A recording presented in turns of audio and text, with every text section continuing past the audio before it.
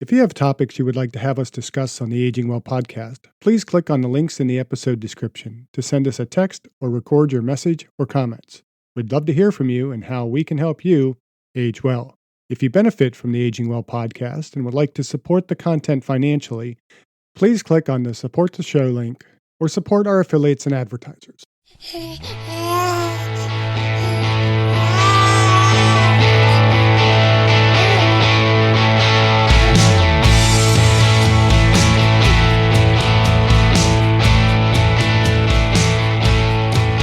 Welcome to the Aging Well podcast. I'm Jeff Armstrong here with Corbin Bruton. In this and the episodes that follow, we will share candid discussions on aging and hear from the experts.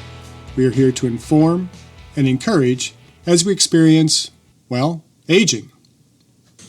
This episode will be airing the weekend after Thanksgiving. Many of us will be stepping on the scale and ask, what do I do now? Indeed we will.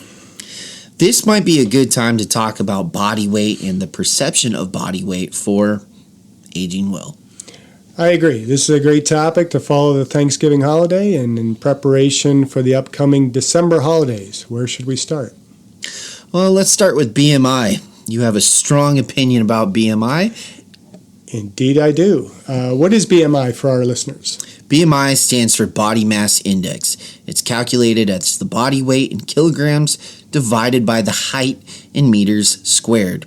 It is often used by medical professions as an indicator of health status. Used inappropriately, in my opinion. Well, that'd be my opinion too. Why do you think that? Well, for one thing, the relationship is one of association, not effect. What do you mean? Well, it is clear that people with a high BMI are at greater risk of certain diseases, particularly diseases associated with diabetes and heart disease. But the data are just correlational. Risk doesn't necessarily increase with increased BMI. This is especially true when we look at the overfat classification, a BMI between 25 and 29.9. Let's consider two individuals, both weighing 220 pounds and 6 foot 4, 3/4 inches, or 100 kilograms and 2 meters. I picked that very carefully, so it would be an easy calculation. I see that. The BMI is 25. Now suppose that one individual is 10% body fat and the other is 25%. Would you say they are equally healthy? No. Now, what if the person who is 25% body fat started lifting weights and gained 10 pounds of muscle? His BMI would increase, correct? Yes, let's see. Now, that'd be around 26. So according to the doctors and insurance companies, he would be less healthy. Exactly. But what would his body fat percentage be? Let's see. Be right around 24%. An improvement. A slight improvement, but nevertheless an improvement. And with an added 10 pounds of muscle, he's going to look better and be more functional.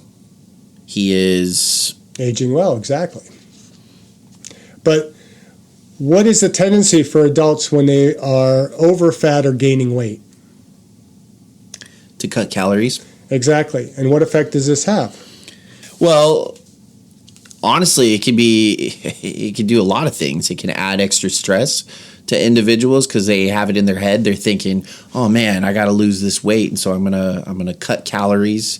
So by cutting calories, they're essentially at risk of cutting too much at such a high rate.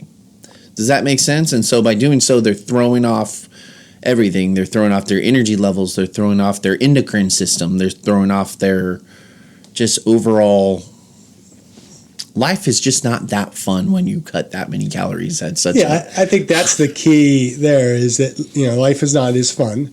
We do have a tendency to cut calories too aggressively, and so we eat too little, and if we're not eating enough, then we can't grow muscle, and the tissues aren't getting enough to, as you mentioned, the hormonal systems break down, metabolism breaks down.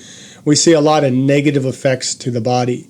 And so when we are trying to cut body fat, it has to be done much more slowly, much more cautiously, and much more purposefully. And so it is important to recognize that just because our weight goes up, we don't have to necessarily cut calories. We have to adjust our lifestyle to a certain extent. And how do you think, we'd go about adjusting that lifestyle in order to lose body fat and improve our body composition and age well?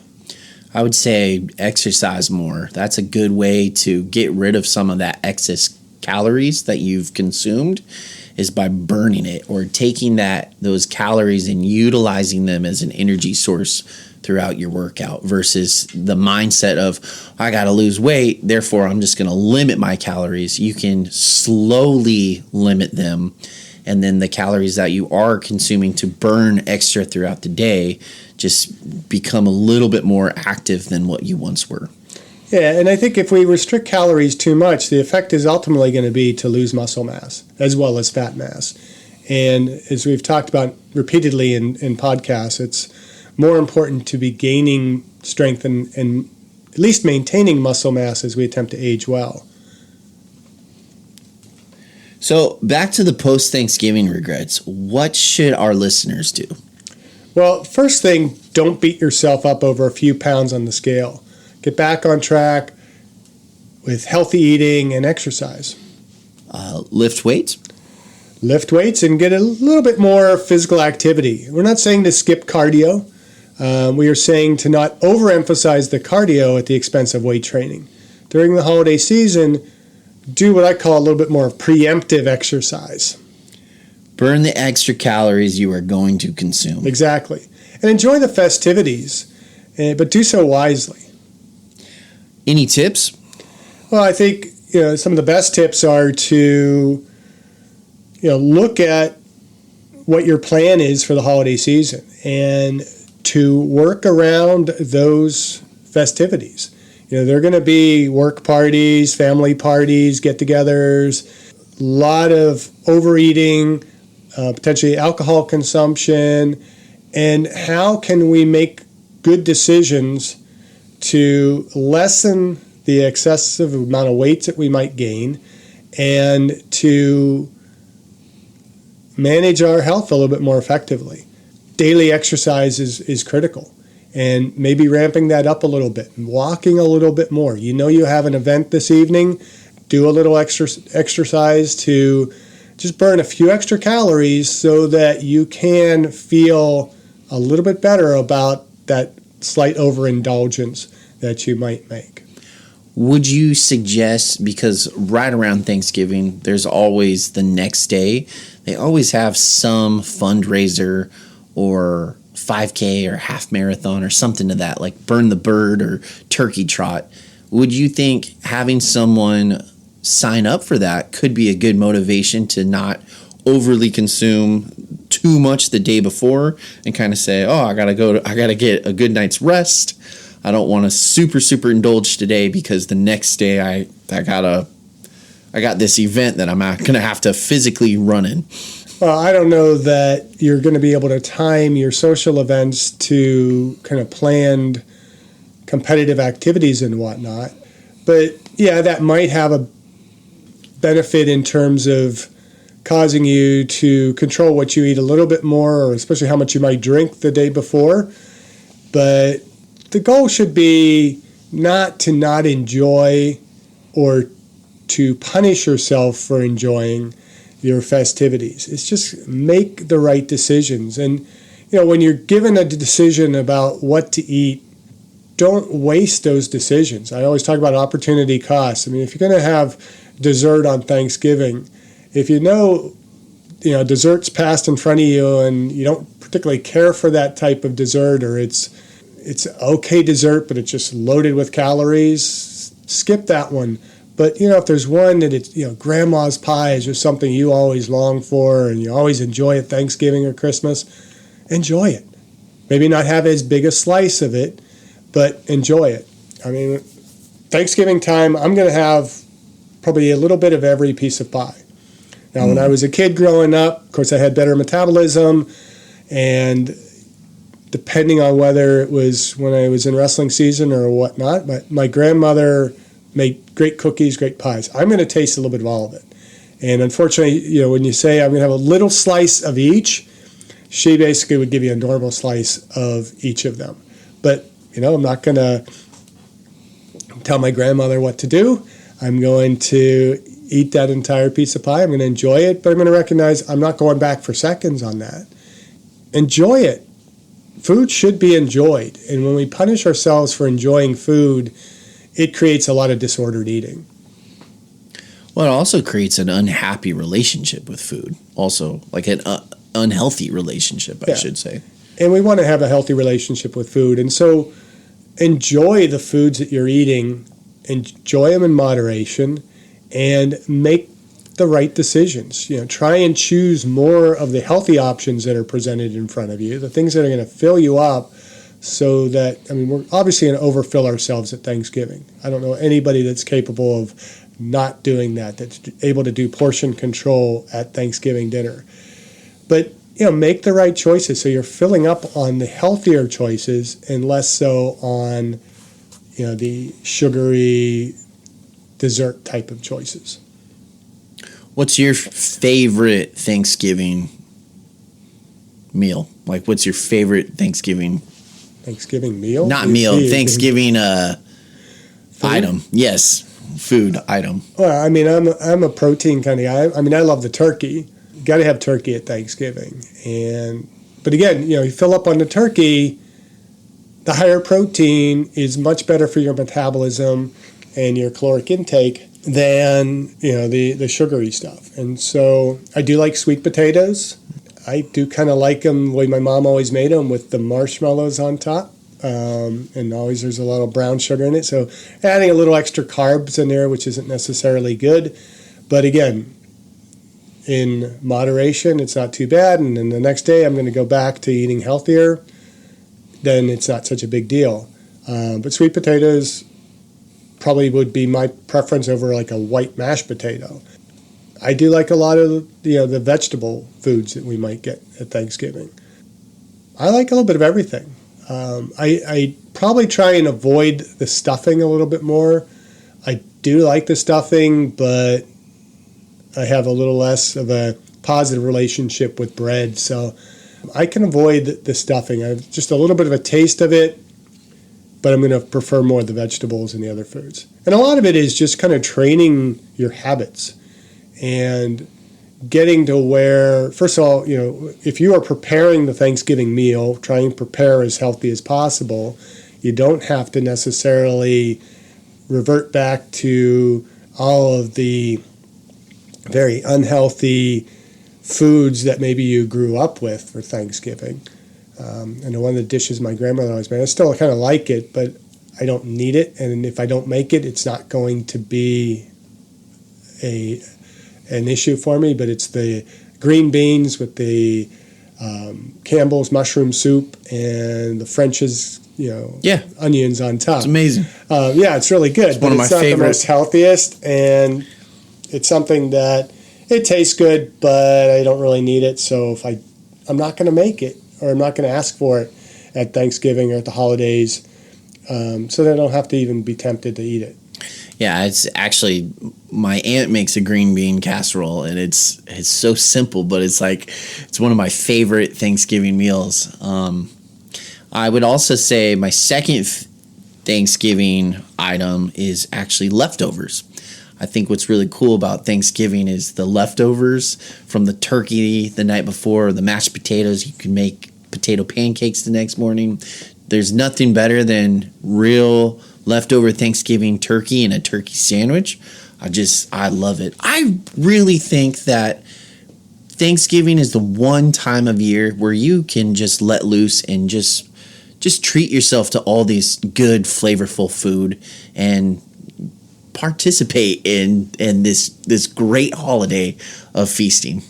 But I would caution the listeners to not continue the practice of the overindulgence, because it's very easy with those leftovers to keep repeating the sins of the day before, and that's where we tend to see more and more of the weight creeping up. If you have one excessive meal at Thanksgiving, and more than likely, we are preparing ourselves throughout the day to eat that meal. So we're maybe eating a lot less. You're not having a big, huge breakfast. You're not having a huge lunch. You're just kind of preparing for that dinner meal. Then the calories you take in are going to be less impactful. But oftentimes what we end up doing, we have family in, and so we have big breakfast, and then we have a kind of a big lunch. We're having appetizers throughout the day. We're consuming alcohol throughout the day. And then we have this big meal, and then we have all these desserts. And then we get up the next day, and then there's the leftovers, and we start repeating those same meals again. We can accumulate a lot more calories pretty quickly over the course of that Thanksgiving week or weekend. And so we want to be careful in how we deal with our leftovers and what leftovers we're going to have. Look at the things that are going to be the healthier foods that we want to be able to consume. Get a big turkey so that you have more turkey meat to eat over the course of that subsequent week, because I love leftover turkey more so than I like it fresh off the hot bird. But the pies, the cakes, the cookies, and all that kind of stuff, the more that's left out and around, then the more likely I am to continue to consume that and just have the excess calories. I can forget about it once the day's over. And so just try and have a habit of getting rid of the stuff that is the most tempting and the least beneficial to your body fat and your health, and consume more leftovers of the things that are healthier for you, if that makes sense. But a big key is just during that period around Thanksgiving, get a heck of a lot more exercise. Get out, walk the dogs twice as much, get to the gym. If you can't get to the gym, do exercise at home, simple HIIT workout. But get a couple workouts in throughout the day, get a little extra cardio in there, more physical activity, do your resistance training, and get off the couch. Don't sit there watching the football game all day on Thanksgiving and then get up and eat a big high-caloric meal and then sit your butt back down on the couch and, unbuckle the pants because your waist is expanded and watch more TV. I'm picturing a bunch of listeners right now as they're prepping for their Thanksgiving feast. They're taking our advice of being a little bit more active throughout the day, and maybe they're just having an alarm set ready to go. And then when that alarm goes off, they're like, oh, I got to get some push-ups in. I got to get some air squats. I got to get some burpees in. And then as soon as it's done, they go right back to prepping the food.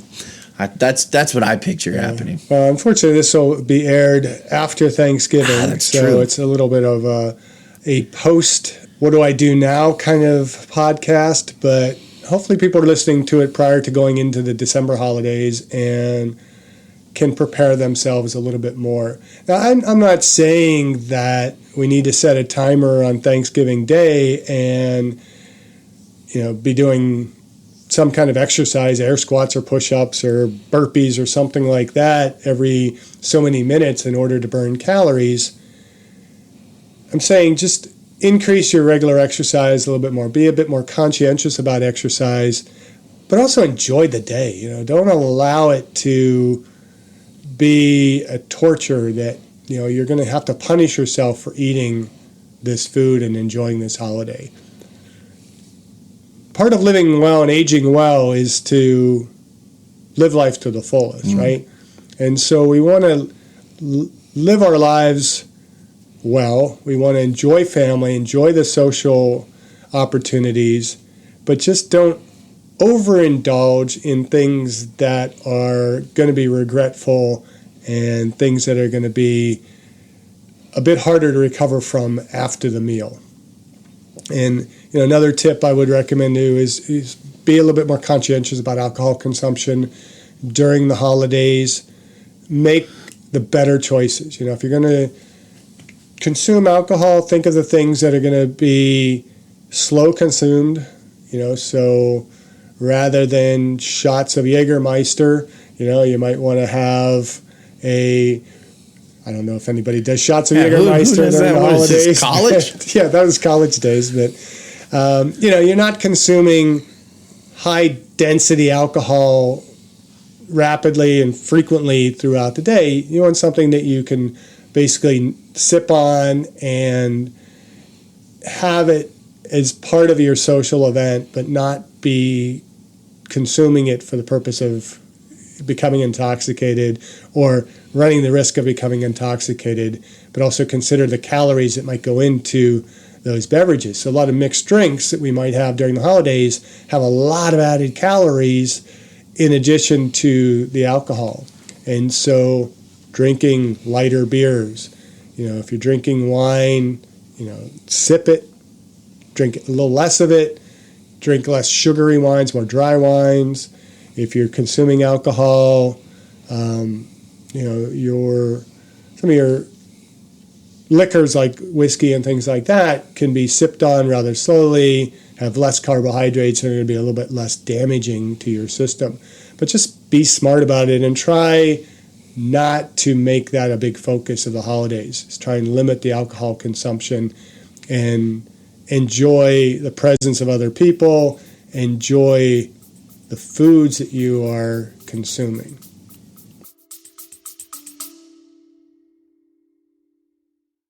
I discussed my epigenetics test with True Diagnostic co-founder Hannah Wendt in episode 162.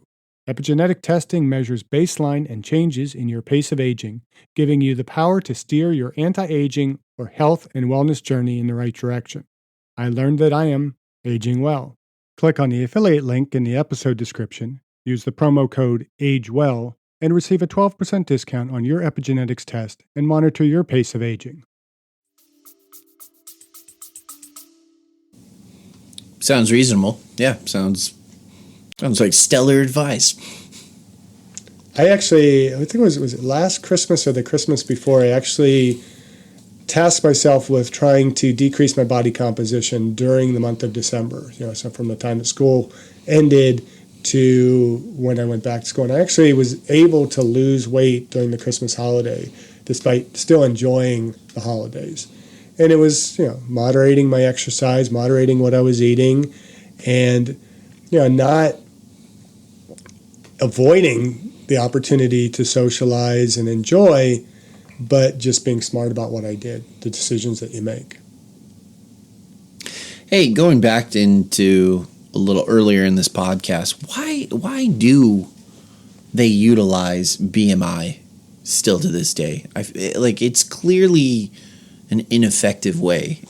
And I know we've talked about that in the past, but I still cannot wrap my mind around why BMI is still used.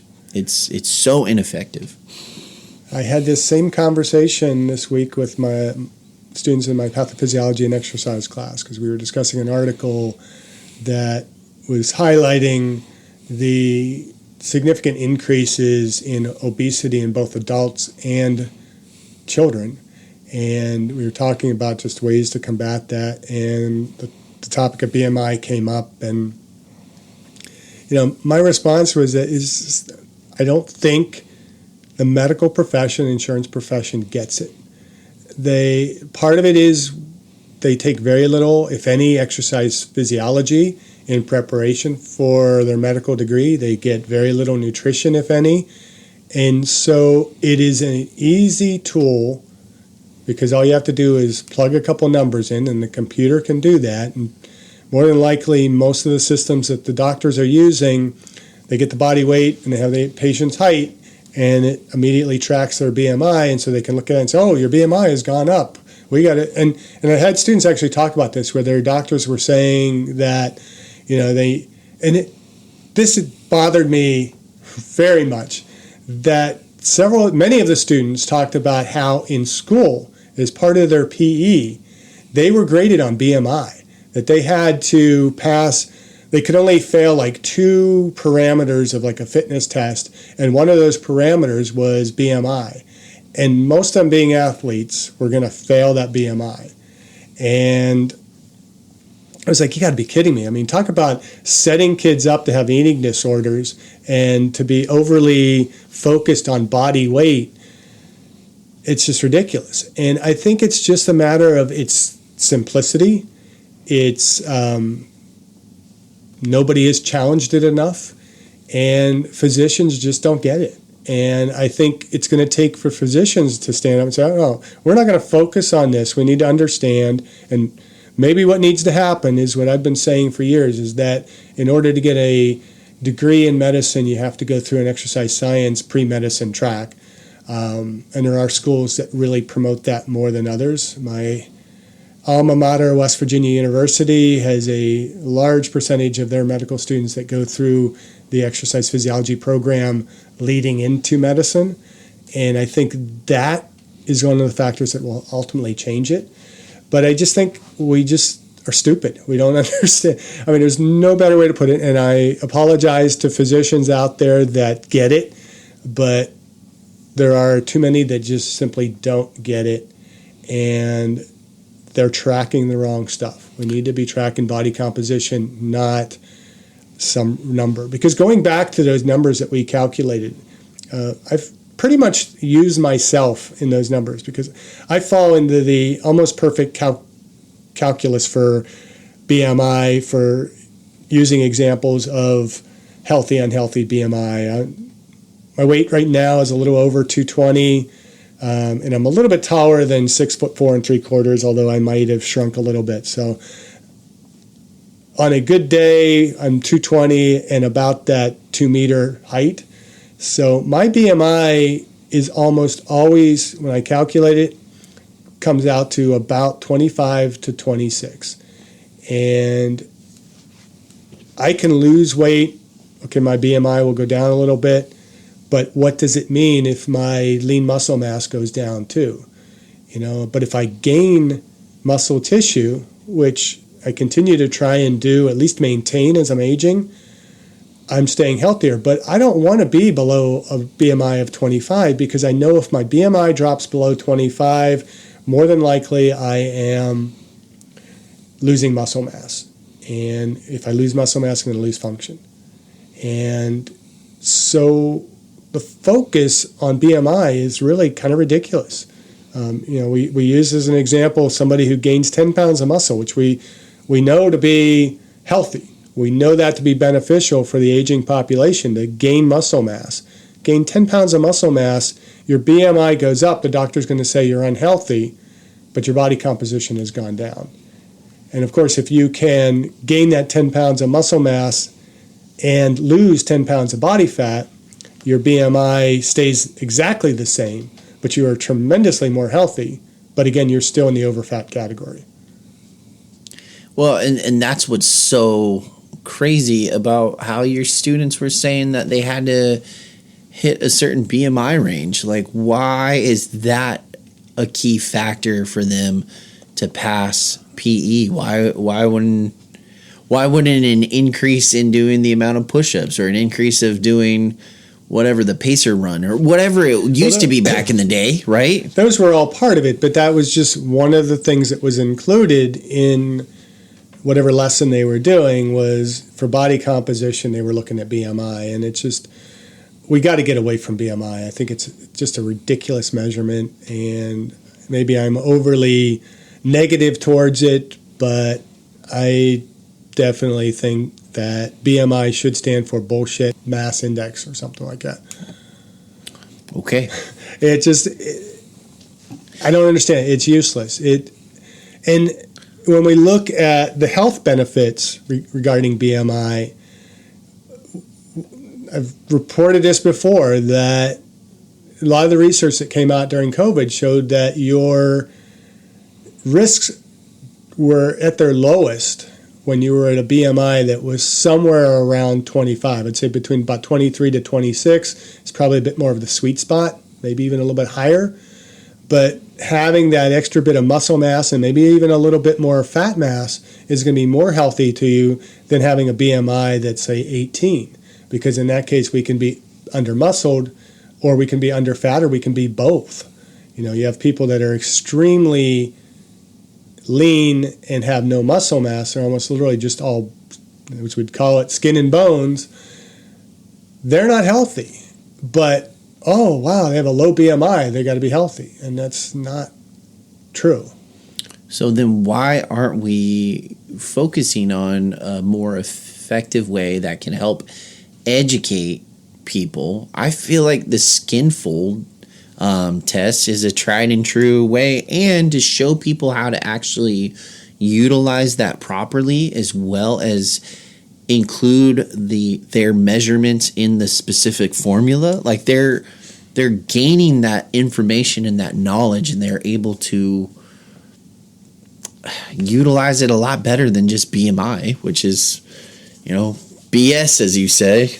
Well, taking skin folds has a certain skill set involved with it, certain level of practice. And again, we don't teach that in med school, so doctors aren't going to know how to do it. Doctors aren't going to be as willing or have the time to do it.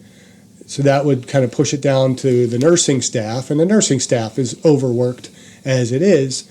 We don't need to really do something like skin folds, or we have the bod pod in the exercise physiology lab at Western Oregon. In hospitals, a lot of hospitals do have DEXA machines, but those are pricey. They're expensive tools. It takes extra time.